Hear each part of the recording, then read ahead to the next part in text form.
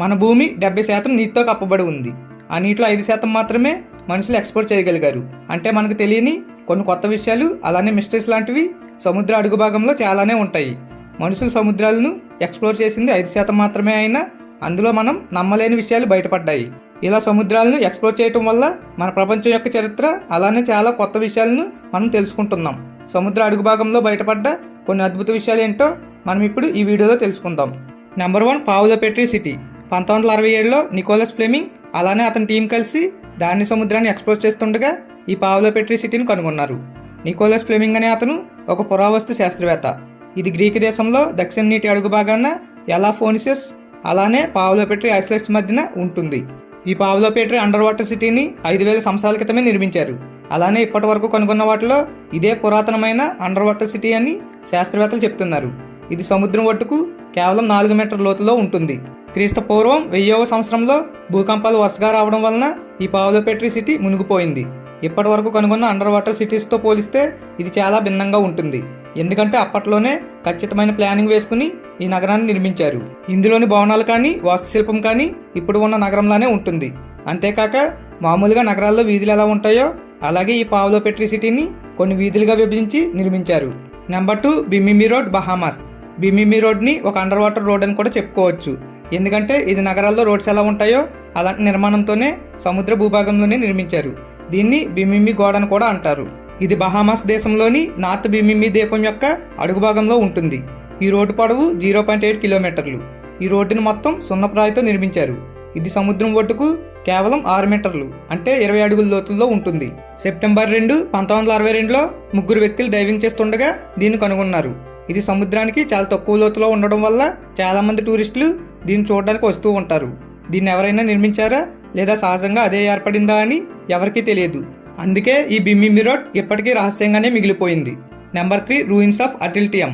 1984లో marine archaeologist అయిన Ehud గలీల్ అనే వ్యక్తి ఈ అటిల్టియంని కనుగొన్నాడు. ఇది సముద్రం ఒడ్డుకు కేవలం 8 నుండి 12 మీటర్ల లోతులో ఉంటుంది. దీని మొత్తం విస్తీర్ణం 40,000 చదరపు మీటర్లు అంటే సుమారుగా 10 ఎకరాలు. ఈ అటిల్టియంని 9000 సంవత్సరాల క్రితమే నిర్మించారని శాస్త్రవేత్తలు చెప్తున్నారు. దీని మధ్య భాగంలో దాదాపు 2 మీటర్ల ఎత్తు వరకు 7 రాళ్లను ఉపయోగించి ఒక సర్కిల్ని నిర్మించారు. ఒక్కో రాయి బరువు 600 నుండి 700 కేజీల వరకు ఉంటుంది. ఆ సర్కిల్ని డ్రింకింగ్ వాటర్ కోసం నిర్మించారని కొంతమంది చెప్తున్నారు. ఇది ఇజ్రాయిల్లోని హైఫా దగ్గర ఉన్న దాని సముద్ర అడుగు భాగంలో ఉంటుంది. దీన్ని కనుగొన్నప్పుడు చాలా అస్థిపంజరాలు కూడా బయటపడ్డాయి. 8005 సంవత్సరాల క్రితం మౌంట్ ఎత్నా అనే అగ్నిపర్వతం పేలడం వల్ల 40 మీటర్ల ఎత్తులో సునామీ వచ్చి అటిల్టియం మునిగిపోయిందని ఇటాలియన్ జాతీయ ఇన్స్టిట్యూట్ తెలిపింది. కానీ సునామీ వల్లే మునిగిపోయిందని చెప్పడానికి సరైన ఆధారాలు ఏవీ లేవు. Number 4, under water river in the Black Sea. పేరు వినగానే అసలు సముద్రం లోపల నది ఎలా ఉంటుంది అని అనుకుంటారు. కానీ ఇలాంటిది నిజంగానే ఒకటి ఉంది. అయితే నది మొత్తం ఉప్పు నీటిని కలిగి ఉంటుంది. ఈ నది బ్లాక్ సీలోని సముద్ర గర్భంలో ప్రవహిస్తుంది. దీన్ని ఆగస్టు 1, 2010లో కొంతమంది శాస్త్రవేత్తలు కనుగొన్నారు. ఇలాంటి నది ప్రపంచంలో ఇది తప్ప మరొకటి లేదు.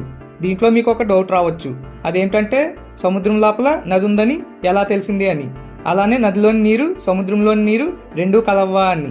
దీనికి సమాధానం ఇప్పుడు తెలుసుకుందాం. నదిలో ప్రవహించే నీటికి సెలైనిటీ అండ్ డెన్సిటీ ఎక్కువ.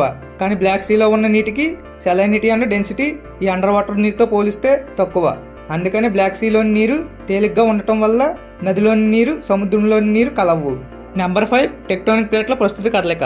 టెక్టోనిక్ ప్లేట్ల కదలిక వల్లనే ఇప్పుడున్న ఖండాలు ఏర్పడ్డాయి.